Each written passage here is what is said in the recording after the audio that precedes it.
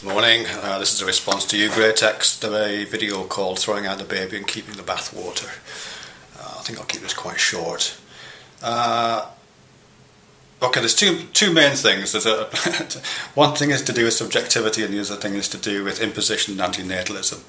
But I'll just preface that by the psychobabble at the beginning. I mean, you do talk about your policy, I guess you'd call it, in terms of making responses and engaging with people like myself. But okay, fine. Amongst the psychobabble, if I've got this correct, you seem to be suggesting that one of the reasons why people argue, I presume, I'm not sure if you categorise me in this stage yet, you say that you try to argue the argument. If that doesn't work, you try to figure out the psychology of the arguer, which is kind of what you seem to be doing here, so I'm guessing I've already failed the first test. But you talk about people when you're trying to argue with, I guess, antinatalists at this point. You talk about those people being locked in the grief stage, is how you put it, which is interesting. And you cite one or two examples from the comments section. I mean, just for the sake of balance, I think it would have been nice if you had tried to cite other examples in there from what I might call something like the honeymoon period. I mean, there were people in the comments section of whether it was your video or my video that you were responding to who were saying that any life was worth living, any life at all. Unicorn Neurogel, I think, suggested something like he would willingly suffer all the suffering of humanity as long as he got an hour of looking at the sunset afterwards, and that would be a life worth living that's better than no life at all. That sounds to me like hubris, you know, I'm sorry, it really does. And other kinds of conversations have absolutely spun the line of, well, someone else cited Richard Dawkins, kind of, might be the same person, you know, that we are the lucky ones, because we were born, we are the lucky ones. I kind of know what it means, but taken dispassionately, that's also a kind of honeymoon statement, balancing the ones that you characterise as kind of grief statements. Some are positive, some are negative. We can. I mean, what we're talking about is which of these are valid or something like that. Or we're choosing to dismiss both. But either way, I don't think it's really right just to say, you know, these people are in the grief stage because look at the negative things they're saying. I think we'd also have to recognise that positive things are being said, and there's nothing more natural or objective, if you want to use that word, about those than there is about the others. Okay, the second thing I want to talk about really is this objectivity-subjectivity thing, because you talk about it a lot. I mean, nowhere in my video, Gratex, did I ever say I was making objective statements. In fact, I think I went to some pains to say that I didn't say that. I wasn't saying that. I talked about subjectivity a lot. You know, it appeals to the subject. That's one of the things I'm interested in. And I was quite surprised by how kind of vehement you were about that, because, you know, you talk a lot about objectivity and subjectivity, or you have done in the past, and been quite critical of appeals to authority which rely on objectivity, and try to find, as perhaps in this case, and try to find, you know, examples of when people are making claims to objectivity incorrectly, which suggests to me that you value subjectivity, you know, or something. And I value subjectivity. I value its use as a tool, as a recognisable, valid position, and with its own limitations and so on. But I'm talking all about subjectivity. I'm talking about the subjectivities we share, and the ones that are particular to individuals, and the ones that are shared in groups but not shared by other groups. These things are real things, aren't they? And you know, you can't say, well, it's only objectivity doesn't exist in this argument, therefore we can't talk about it. No, I think we can talk about subjectivity. We can talk about our subjective experiences, and a lot of people are really loath to do that. I mean, I've had a long discussion with Rosebush about subjectivity opinions on either your video or mine, I can't remember. And sorry, Rosebush, but you would simply not answer subjective questions about what you would do as an individual. And that's a relatively simple question, I think, and not one to be avoided. You know, there isn't an objective stance on here. As I said in the last video, there aren't any pain meters and beauty meters. We are those meters. Our subjectivity is something to be valued and to be recognised. Which isn't to say that that everything breaks down to personal opinion. Of course it doesn't. It just means that we have to take our own position seriously, and there is a kind of truth there. You know, you at one point you say that subjectivity, that some kind of statements or some positions are subjective, therefore not true. But there is a kind of truth in subjectivity. You have to know when it's appropriate and when it can be applied and when it's shared and where its limits are.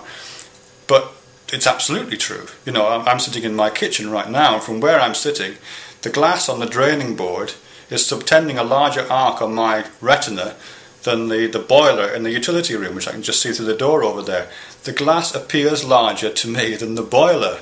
And that is absolutely true statement, which resides entirely in my subjectivity. It's more true than the converse, far more true, and it relies on subjectivity. I mean, it's a trivial example, but you know what I mean.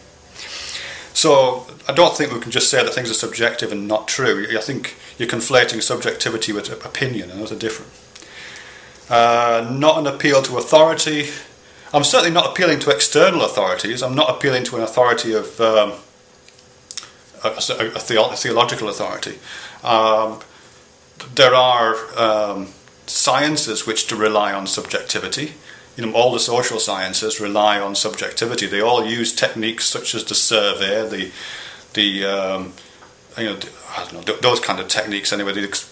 Getting lots of subjects into a room and performing some kind of test on them and seeing what the results are, questioning people's perceptions. All the social sciences pool subjective responses to formulate results, and those results have some authority. They might not be quite as hard results as come down from other kinds of empirical studies, but there are results, so there is a kind of authority in social studies. But I wasn't even making an appeal to those, actually. I'm just making an appeal to the authority of different people's intuitions, and with just the level of authority that they grant and no more. I'm not making any particular claims there. But again, I'm just going to repeat this again, because you do say this several times. At no point do I claim objectivity. You know, I'm not romanticising objectivity in the way that you do. I'm doing something different. So I think that's quite important. Rail against a cage, I've written down. Hang on, let me just go back and make sure I've not forgotten anything. Values. There's no such thing as an objective value, you say, and values emanate from sentient beings' brains. Yeah, I would agree with that. There's no such thing as an objective value. There are such things as subjective values, and that's one of the things I'm interested in. Subjective values.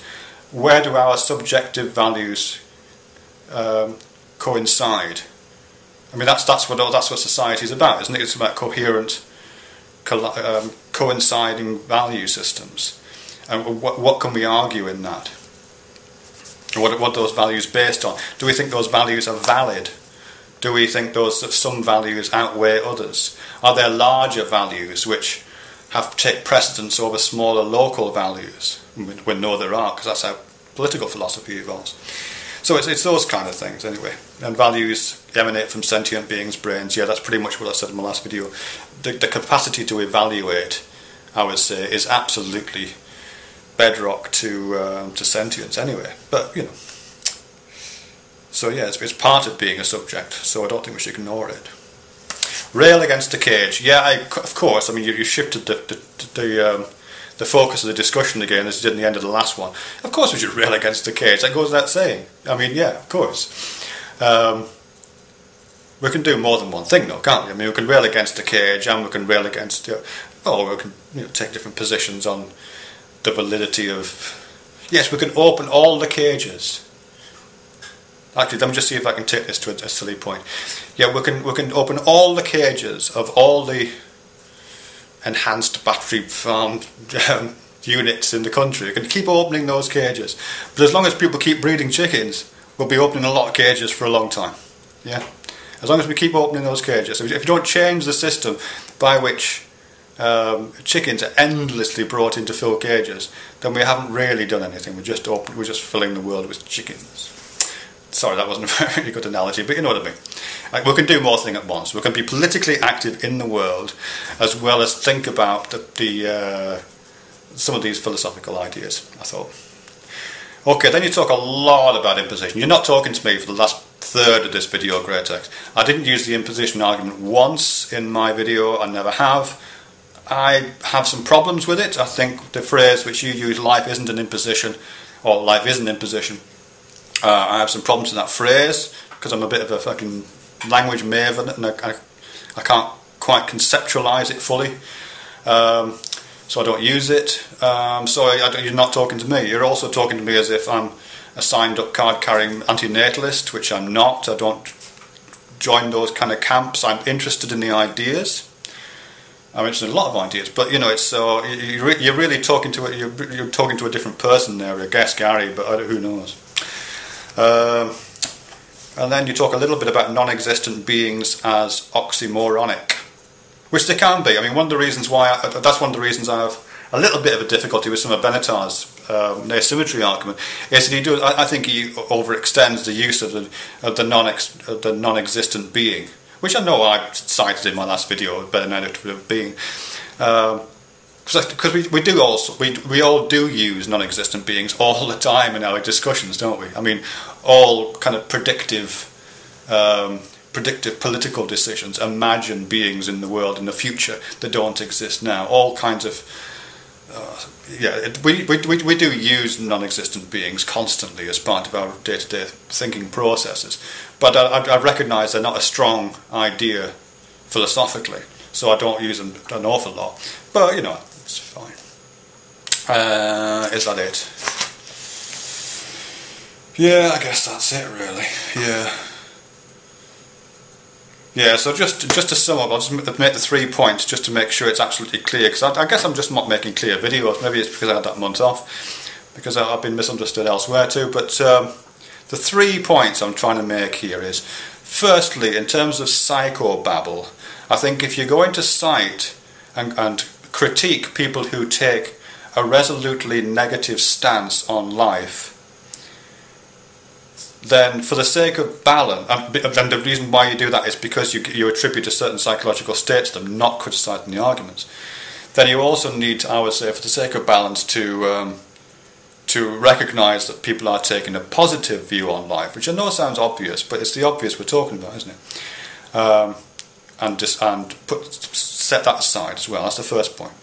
The second point is objectivity and subjectivity. I am not arguing for an objective measure of these kinds of values. I am saying subjectivity is important, and a lot of the history of recent social sciences is based on that. And you know, if we're honest to ourselves, I think we have to go there. The third thing is to do with impositions and antinatalism. I mean, one of my overall things I'm quite interested in is kind of dissolving that harsh distinction between people who think themselves in one camp and one who thinks themselves in the other. I think on some levels we all have, we would all acknowledge, I think, something like the wish not to, I've lost track of what I'm saying there. Anyway, the third thing is, this thing, I don't use the life as an imposition argument, and I'm not arguing at this point for full antinatalism. I reserve the right to at some point in the future, and indeed the right to argue against it at some point in the future. But right now I'm being quite specific about my points. Okay, that'll do, I think.